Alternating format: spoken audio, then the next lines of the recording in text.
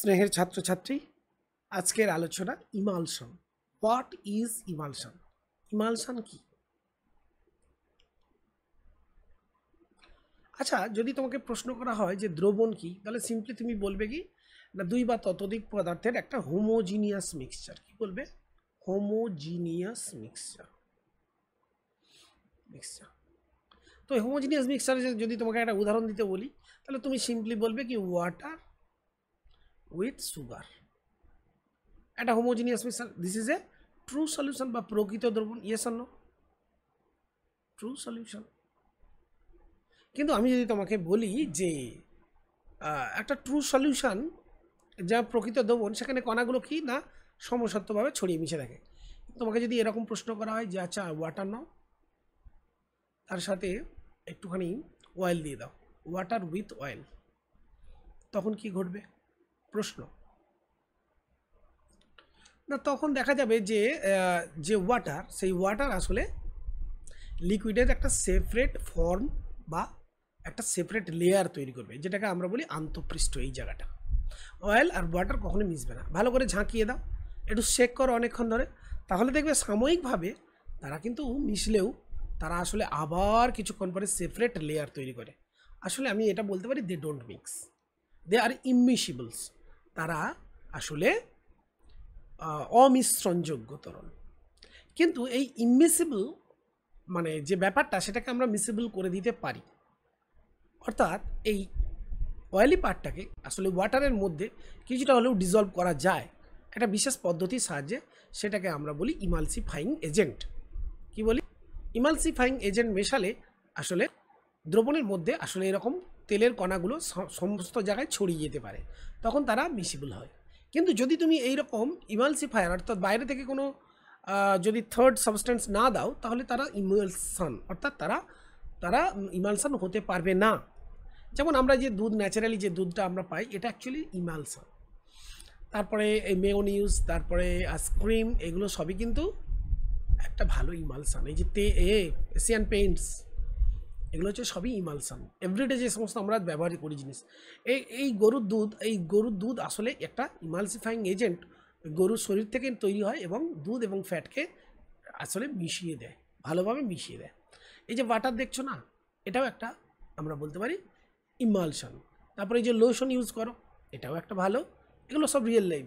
Facial এই যে cream team use করো, এগুলো সবই ইমালশনস।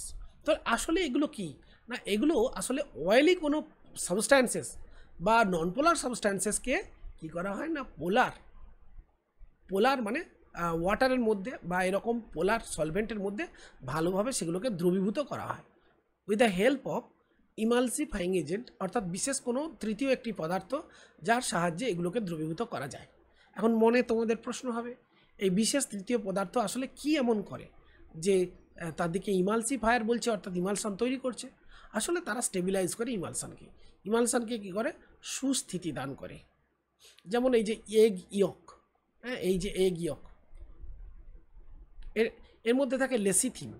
ঠিক আছে, এই লেসিথিন থাকার ফলে কি হয়, এগ ইয়কটা ভালোভাবে দ্রবীভূত হয়ে যায়।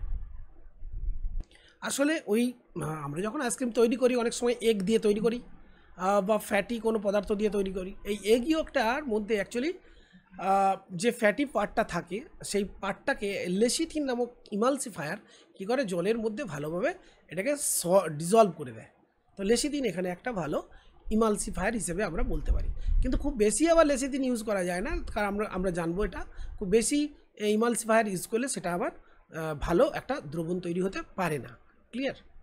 তো দেখো এইখানে বলছি ইমালসিফায়ার অ্যাকচুয়ালি কি না, ও ইমালসিফায়ার একটা হচ্ছে ঠিক দুটি পার্ট থাকে, একটা হাইড্রোফিলিক পার্ট, একটা হাইড্রোফোবিক পার্ট। অনেকটা কার মতো, অনেকটা এই অ্যাসোসিয়েটেড কলয়েড তৈরি করার মতন। তো কি হয়, এর মধ্যে যে দুটো পার্টটা থাকছে, এই দুটো পার্ট থাকার ফলে যারা ওয়াটারকে লাভিং পার্ট, এই পার্টটা অ্যাকচুয়ালি ওয়াটার লাভিং মানে একটা আয়নিক পার্ট, একটা দীর্ঘ হাইড্রোকার্বনযুক্ত শৃঙ্খল, এইটা দীর্ঘ হাইড্রোকার্বনযুক্ত, এটা হাইড্রোফোবিক পার্ট। তো এ কি করে, এ আসলে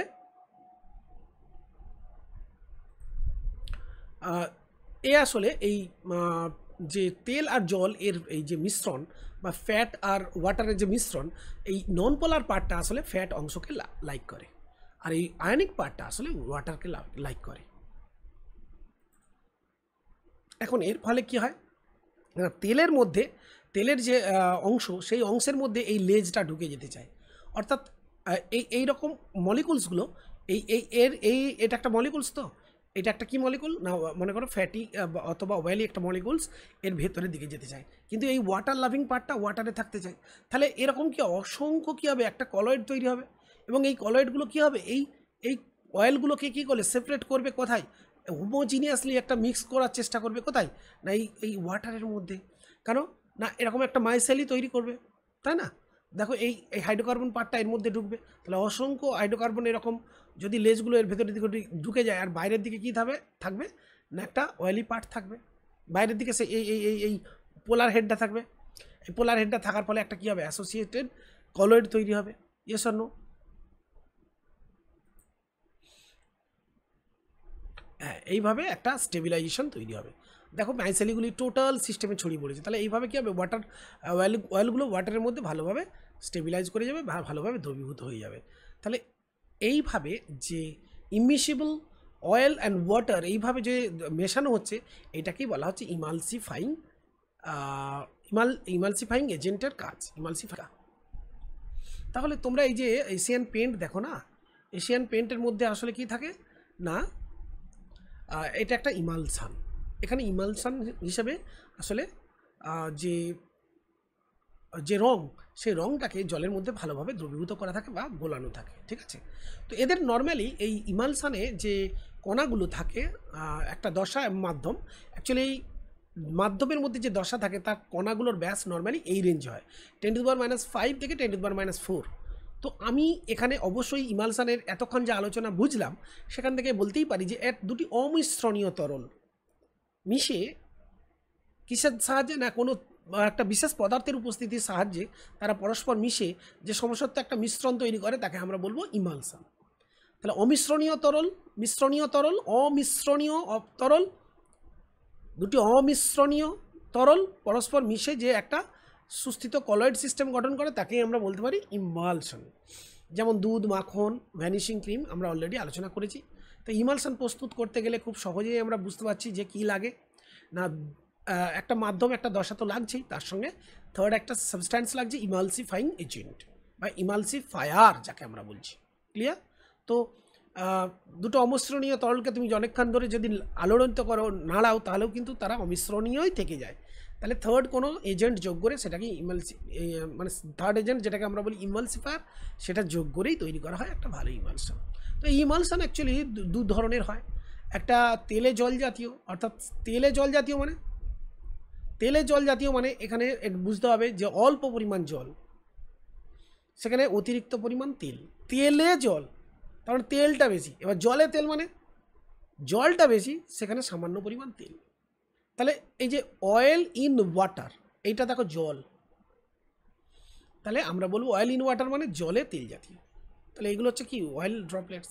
আবার এই অয়েল ড্রপলেটসের মধ্যে, অয়েলের মধ্যে ইয়েলো টাইপের যে অয়েল আছে তার মধ্যে যদি ওয়াটার ড্রপলেটস দেওয়া যায়, তাহলে আমরা বলবো তেলে জল জাতীয়। এই দু ধরনের। তো এরকম উদাহরণ আমরা বলতে পারি দুধ, ভ্যানিশিং ক্রিম, এগুলো কি জলে তেল জাতীয়। আবার তেলে জল জাতীয় এটা হবে কড লিভার অয়েল, মাখন ইত্যাদি, মার্জারিন ইত্যাদি। তো ইমালশন আমরা আইডেন্টিফাই করবো কী করে? খুব সিম্পলি দেখো, এখানে এই যে আমরা ছবিটা দেখাচ্ছি না, এই যে ধরো যে কোনো একটা ইমালশন নিলাম, এই ইমালশনের সঙ্গে আমরা কি করব না, কোনো একটা মনে করো রঞ্জিত পদার্থ মানে কোনো একটা রং মেশানো একটা কোনো যদি পদার্থ মেশাই, যদি মেশানোর ফলে, ভালো করে শোনো, এখানে যদি মেশানোর ফলে যদি দেখা যায় যে রঞ্জিত পদার্থটি ভালোভাবে গুলে গেল, অর্থাৎ তাহলে বলতে পারবো যে ওই রঞ্জিত পদার্থটা আসলে ওটা তো তেল জাতীয়, তাহলে নিশ্চয়ই দ্রবণটা ছিল, ইমালশনটা ছিল কি অয়েল বেসড, মানে ওয়াটার ইন অয়েল, তেলে জল জাতীয়। আর যদি না দ্রবীভূত হয় তখন সেটা আমরা বলবো, অর্থাৎ রঞ্জক পদার্থটা যদি না দ্রবীভূত হয় দ্রবণের মধ্যে, তখন সেটাকে আমরা কি বলবো, জলে তেল জাতীয়। কারণ জলে তো আর রঞ্জক পদার্থ দ্রবীভূত হয় না। আর একটা ভাবেও কিন্তু আমরা টেস্ট করতে পারি, দেখো কি না মনে করো এর মধ্যে একটা ক্যাথোড দিয়ে দিলাম, এর মধ্যে একটা অ্যানোড দিয়ে দিলাম। এখন এই ক্যাথোড অ্যানোড দেওয়ার পর আমরা একটা কি করলাম না, এই তড়িৎ বিশ্লেষণ, এটা একটা পদার্থ, তো এটা মনে করো অয়েল ইন ওয়াটার। এবার আমি এই দ্রবণের মনে করো আমি তড়িৎ পরিবাহিতা মাপলাম। এই দ্রবণের তড়িৎ পরিবাহিতা মাপার পর আমি মনে করো এখানে কোনো একটা তড়িৎ বিশ্লেষ্য পদার্থ যোগ করলাম। যদি দেখা যায় যে তড়িৎ বিশ্লেষ্য পদার্থ যোগ করার পর তড়িৎ পরিবাহিতা খুব একটা না বাড়ে, তার মানে ওয়াটারের তো তড়িৎ পরিবাহিতা একটা ছিল, তার সঙ্গে তড়িৎ বিশ্লেষ্য পদার্থ দিলে বাড়বে, সামান্য বাড়ে, তাহলে সেটা আমরা বলবো ওয়াটার বেসড, জলে তেল জাতীয়। আর যদি আমরা এই তেলে জল জাতীয় যদি মানে ইমালশন হয় এবং তাতে যদি তড়িৎ বিশ্লেষ্য পদার্থ যোগ করা হয়, তাতে আমরা দেখব কি না, নর্মালি কি এই দ্রবণের তড়িৎ পরিবাহিতা খুবই নগণ্য হবে, কিন্তু যখনই আমরা তড়িৎ বিশ্লেষ্য পদার্থ যোগ করবো তার তড়িৎ পরিবাহিতা হঠাৎ করে বেড়েই যাবে। তখন সেক্ষেত্রে আমরা বলবো যে ওটা অবশ্যই জলে তেল জাতীয় পরিবাহিতার মান যদি হঠাৎ করে বাড়ে তখন আমরা সেটা বলবো জলে তেল জাতীয়। আর আগেরটা আমরা আলোচনা করলাম তেলে জল জাতীয় হলে সামান্য বাড়বে। তো দেখো সিম্পলি এখানে একটা ডিফারেন্স করা আছে জলে তেল এবং তেলে জল জাতীয় ইমালশনের ডিফারেন্স। বলেছে যে জলে তেল জাতীয় যদি ইমালশন হয় সামান্য ঝাঁকালেই একটা পৃথক স্তর গঠিত হবে না। তেলে জল জাতীয় ইমালশন হলে ঝাঁকালে একটা পৃথক স্তর তৈরি হয়। তারপরে বলছে সান্দ্রতা, এখানে একটু স্পেলিং মিস্টেক হয়ে আছে। তো নেক্সট পয়েন্ট যেটা দেওয়া আছে সান্দ্রতা বলছে জলে যদি তেল জাতীয় ইমালশন হয়, অর্থাৎ যেখানে জল মিডিয়াম, সেখানে সান্দ্রতা কম হয় এবং তড়িৎ পরিবাহিতা নর্মালি আমরা আলোচনা করলাম যে তড়িৎ পরিবাহিতা তার বেশি হয় জলে তেল জাতীয় যদি হয়। আর তেলে জল জাতীয় যদি হয় তার মানে তেলটা সেখানে বেশি,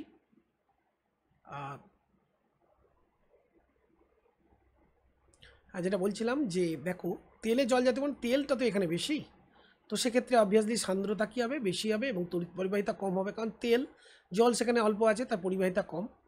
আর এখানে জলে তেল জাতীয় তার মানে জলটা এখানে মিডিয়াম, তো অবভিয়াসলি সান্দ্রতা কম হবে এবং তড়িৎ পরিবাহিতা তার বেশি। তড়িৎ পরিবাহিতা নর্মালি এই দ্রবণের জলে তেল জাতীয় দ্রবণের তড়িৎ পরিবাহিতা অবভিয়াসলি বেশি আর তড়িৎ পরিবাহিতা কম, একই আলোচনা হয়ে গেল। আর রঞ্জক পদার্থ মেশানোর গল্পটা, এটা দিয়ে বলা যেতে পারে একটা ডিফারেন্স। রঞ্জক পদার্থ মেশালে মাইক্রোস্কোপে যদি আমরা দেখি মাইক্রোস্কোপিক্যালি ইমালশনের সমস্ত অংশটি রঞ্জিত হয় না, যেহেতু তেলের দ্রাব্য রঞ্জক পদার্থ যদি তেলের দ্রাব্য হয় মানে নন পোলার, মানে এরা হচ্ছে ফ্যাট অয়েলি পার্ট, তার মানে কী হবে তেলে মিশবে, আর তেলটা তো কম পরিমাণে থাকে না এই ইমালশনে, তো জলটা বেশি থাকে, তাহলে কী হবে এখানে খুব একটা রঞ্জিত হবে না, মানে আমরা মানে পুরো অংশটাকে আমরা রঞ্জিত দেখব না। কিন্তু যদি এটা হয় তেলে জল জাতীয় হয় মানে তেলটা এখানে বেশি, তাহলে পুরো তেলের মধ্যেই এই রঞ্জক পদার্থটা ছড়িয়ে যাবে, ফলে আমরা কী হবে মাইক্রোস্কোপিক্যালি ইমালশনের সমস্ত অংশ রঞ্জিত বা কালার দেখব। তো এটা একটা পার্থক্য। নেক্সট আমরা আলোচনা করব ইমালশনের ধর্ম বা প্রপার্টিজ অফ ইমালশন। খুব সিম্পল ব্যাপার, দেখো ইমালশনের ধর্ম বলতে গেলে প্রথমেই আমরা বলবো এটা একটা দ্বিদশা বিশিষ্ট সিস্টেম। এখানে বিস্তৃত দশার কণাগুলির আকার নর্মালি 10⁻⁵ থেকে 10⁻⁴ সেমি। তো এই ধরনের কলয়েডের বিস্তৃত দশার কণাগুলির সংখ্যা যথেষ্ট বেশি হয়।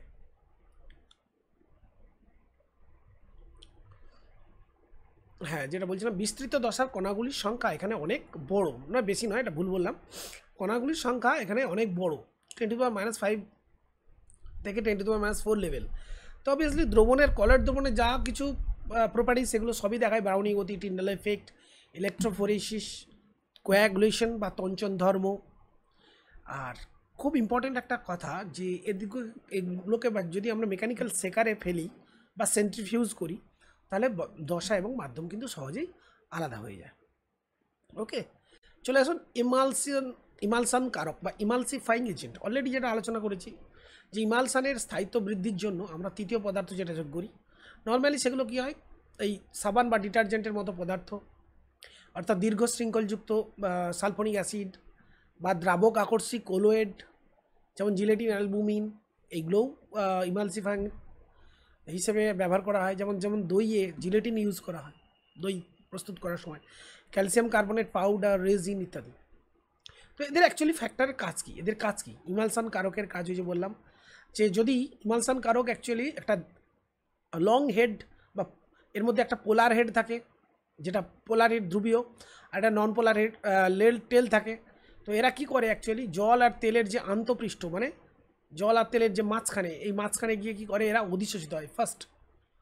তারপরে একটা নির্দিষ্ট গাঢ়ত্বের পরে তারা কি করে মাইসেলি ফর্ম করে, এবং এই মাইসেলির গুলোর মধ্যে অ্যাকচুয়ালি কি থাকে না, আউটার সারফেসে থাকে পোলার হেড আর ইন্টেরিয়ার সারফেসে থাকে কি অয়েলি পার্টটা। এইভাবে অয়েলগুলোকে ছোট ছোট কণার মধ্যে, মানে ছোট ছোট কলয়েডের কণায় ভেঙে ফেলে বা রূপান্তরিত করে। ফলে এই যে সারফেস ইন্টার যে সারফেস জল আর তেলের যে আন্তঃপৃষ্ঠ, সে আন্তঃপৃষ্ঠ কী হয় ধীরে ধীরে সেটা ভ্যানিশ হয়ে যায়। কারণ অয়েল আর ওয়াটার ইন্টারফেস তখনই তৈরি হয় যারা যখন মেশে না। কিন্তু এই থার্ড পদার্থ এসে এ কী করলো, জল আর তেলের মাঝখানে, তেলের কণাগুলোকে জলের অণুর মাঝখানে কী করলো, এর টোটাল সিস্টেমে ঢুকিয়ে নিল। এর ফলে কী হলো, সিস্টেমের মধ্যে কণাগুলো অধিশোষিত হয়ে গেল। তাহলে তেল ও জলের অন্তঃপৃষ্ঠে ইমালসান কারক ফার্স্ট অধিশোষিত হয়, এবং এই ইমালসান কারকের পরিমাণ আরও বাড়লে তারা মাইসেলি ফর্ম করে, এবং এই মাইসেলি ফর্ম করার ফলে তাহলে কী হয়, তেল এবং জলে বা জল তেলের মধ্যে কী হয়, একটা সুন্দরভাবে একটা স্থিতিশীল ইমালসান গড়ে তোলে। তো হ্যাঁ, এটাই বলছিলাম। তো নেক্সট আমরা যেটা আলোচনা করব ইমালসিফিকেশন। বলছি ইমালসান কারকের উপস্থিতিতে যদি দুটি অমিশ্রণীয় তরলকে আমরা মিশিয়ে দিতে পারি, অর্থাৎ ইমালসান প্রস্তুত করতে পারে মিশিয়ে দেওয়ার ফলে, তাহলেই সেটাকে বলে ইমালসিফিকেশন। আর ডি ইমালসিফিকেশন কাকে বলবো না, ঠিক উল্টো প্রক্রিয়া। একটা ইমালসানকে যদি তার উপাদান তরলে আমরা পৃথক করতে পারি, তখন সেটা হলো ডি ইমালসিফিকেশন। তো ইমালসিফিকেশনের জন্য কী লাগে, ইমালসিফায়ার এজেন্ট লাগে বা ফায়ার এজেন্ট লাগে, ইমালসিফায়ার্স লাগে।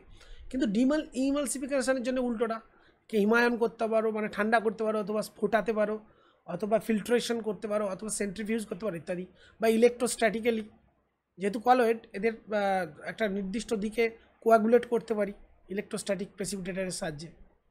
এই নেক্সট হচ্ছে ইমালসানের প্রয়োগ, ভেরি ভেরি ইম্পর্টেন্ট। এটা একটা আমাদের জানতে হবে এই টপিকটা। দেখো আমরা নর্মালি ওষুধ যেগুলো খেয়ে থাকি, ট্যাবলেট ছাড়া আর কি, অবশ্যই লিকুইড যেগুলো, সেগুলো কিন্তু ম্যাক্সিমামই কিন্তু ইমালসান। তারপরে কোল্ড ক্রিম যেটা গায়ে মেখে থাকি, এটাও ইমালসান। সাবান দ্রবণের যে পরিষ্কারক ক্রিয়া, সাবান কি করে, কোনো জলীয় দ্রবণে গিয়ে যে ক্লিনজিং তার অ্যাকশান আমরা দেখিয়েছি আগের ভিডিওতে। তো এই ক্লিনজিং অ্যাকশানটাও আমাদের কি দৈনন্দিন জীবনে ইমালসান গঠনের মাধ্যমেই সম্পন্ন হয়। আসলে ডিটারজেন্ট বা সাবান ইমালসান একটা নির্দিষ্ট গাঢ়ত্বের পরে তৈরি করে, যেগুলোকে আমরা সিএমসি বা ক্রিটিক্যাল মাইসেলাইজেশন কনস্ট্যান্ট বলেছি। তরল ওষুধ রূপে cod liver, vitamin B complex এগুলো ব্যবহার করা হয়। এগুলো হচ্ছে তেলে জল জাতীয় ইমালসান। এগুলো আমাদের যে অন্ত্র আছে না, সেখানে সুন্দরভাবে অধিশোষিত হতে পারে এবং রক্তে যুক্ত হতে পারে। ফ্লোটেশন পদ্ধতিতে আকরিকের গাঢ়ীকরণ, এটা এখনও তোমাদের পড়া হয়নি। ধাতুবিদ্যা যখন তোমরা পড়বে তখন অয়েল ফ্লোটেশন বলে একটা প্রসেস আছে, যে প্রসেসের মাধ্যমে আমরা কি করি, আকরিকের গাঢ়ীকরণ করি। মানে আকরিকের মধ্যে যেগুলো আমাদের প্রয়োজনীয় পদার্থ, সেগুলো ইমালসান গঠনের মাধ্যমে সেগুলোকে আমরা ভাসিয়ে নিই। অর্থাৎ ওপরের দিকে পাইন তেল বা জ্যান্থের তেলের সঙ্গে ইমালসানের ওপরের দিকটা, সেগুলোকে আমরা সেপারেট করতে পারি ইমালসান গঠন করে। তো এটা একটা খুবই গুরুত্বপূর্ণ একটা গাঢ়ীকরণ প্রসেস, যেটা ধাতুবিদ্যায় আমার কাজে লাগে। যেমন এই যে বলেছে ইমালসানের মধ্যে আবার বায়ু প্রবাহ করলে সূক্ষ্ম সূক্ষ্ম আকরিকের ঘূর্ণ ফেনার সঙ্গে হ্যাঁ, এটাই যেটা বলছিলাম, যে অ্যাকচুয়ালি যে পাইন তেল বা জ্যান্থেট অয়েল ইউজ করা হয় না ওই ইমালসান প্রস্তুত করার সঙ্গে, আর ওখানে ডিটারজেন্ট ইউজ করা হয়, সাবান ব্যবহার করা হয়, সাবান সেই মিশ্রণে সাবানের ফেনার সঙ্গে, ওই জন্য ওইটাকে ফ্লোটেশন প্রসেস বলা হয়। ফ্লোটেশন, সাবানের ফেনা দ্বারা পৃথকীকরণ। তো ওখানে কি করে, ওই ইমালসান গঠনের ফলে যে হালকা আকরিকগুলো, সেগুলো ওই জলের উপর দিকে ওই ফেনার সঙ্গে ভেসে ওঠে। তো এটাও একটা ইমালসানের কিন্তু ভালো প্রয়োগ। 34 লেসনস এখানে কমপ্লিট করছি। আশা করি তোমাদের ভালো লাগছে বা তোমরা বুঝতে পারছো। কোনো কোয়েশ্চেন থাকলে অবশ্যই আমার যে এখানে যে নাম্বারটা আমি দিচ্ছি তোমাদের দেখবে ইউটিউবে, এখানে নাম্বার, অবশ্যই এই নাম্বারে হোয়াটসঅ্যাপ করবে।